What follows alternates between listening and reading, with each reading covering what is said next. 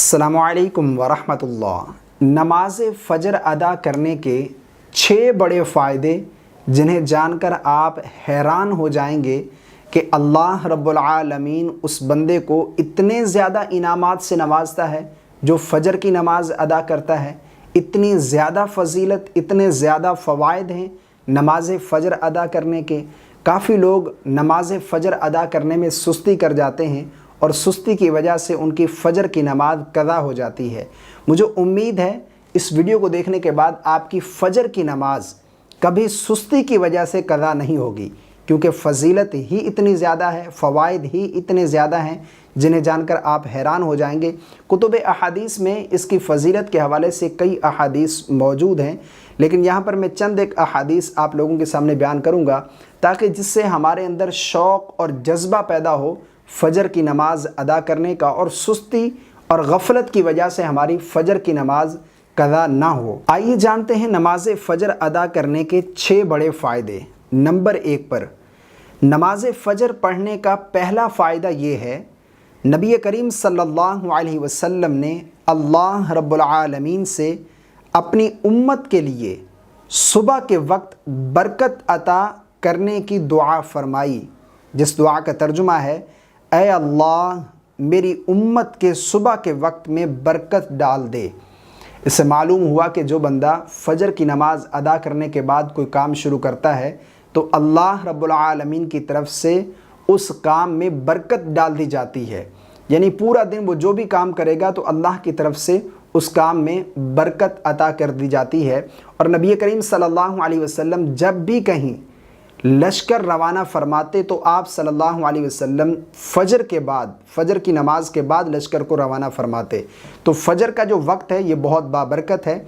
अगर कोई शख्स फ़जर की नमाज पढ़ने के बाद कोई काम का आगाज़ करता है, ये सफ़र का आगाज़ करता है, तो अल्लाह रब्बुल आलमीन की तरफ से उसे बरकत अता कर दी जाती है। यानी इस बरकत वाले वक्त से उसे हिस्सा अता कर दिया जाता है।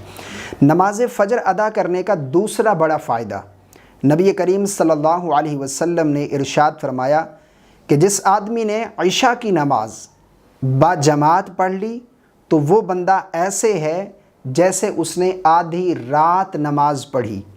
और फरमाया कि जिस आदमी ने फ़जर की नमाज भी बाजमात पढ़ ली तो वो बंदा ऐसा है जैसे उसने सारी रात नमाज पढ़ी। यानी जो शख्स नमाज इशा बाजमात पढ़ ले और नमाज फ़जर बाजमात पढ़ ले तो अल्लाह रब्बुल आलमीन उस शख्स को पूरी रात इबादत करने का सवाब अता फरमाता है। कितनी फ़जीलत है। इशा पढ़ने के बाद सो गए, फ़जर उठकर पढ़ ली बाजमात, तो अल्लाह रब्बुल आलमीन पूरी रात क़याम करने का, पूरी रात रुकू सजदा करने का, पूरी रात इबादत करने का सवाब अता फरमाता है।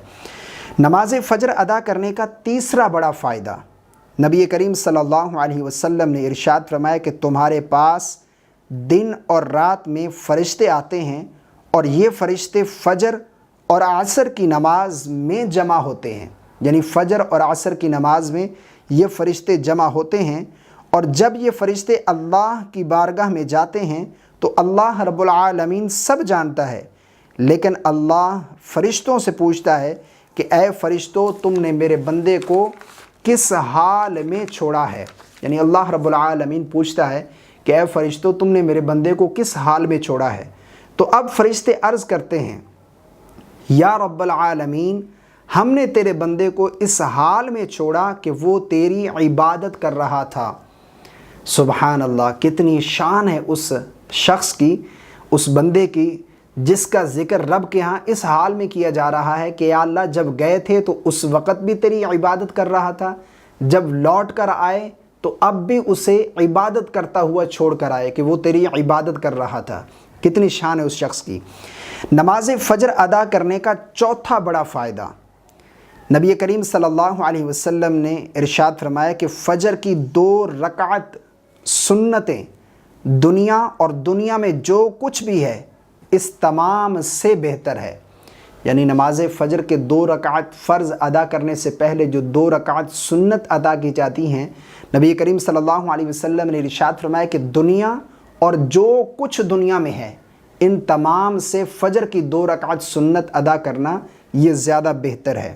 نماز فجر ادا کرنے کا 5واں بڑا فائدہ یہ ہے، صحیح بخاری میں ہے، نبی کریم صلی اللہ علیہ وسلم نے ارشاد فرمایا، جس نے بردین یعنی 2 ٹھنڈک والی نمازیں ادا کی وہ جنت میں جائے گا۔ علماء بیان فرماتے ہیں اس سے مراد فجر اور عصر کی نماز ہے، یعنی جو شخص فجر اور عصر کی نماز ادا کرے گا تو اللہ رب العالمین اسے جنت عطا فرمائے گا، وہ جنت میں جائے گا۔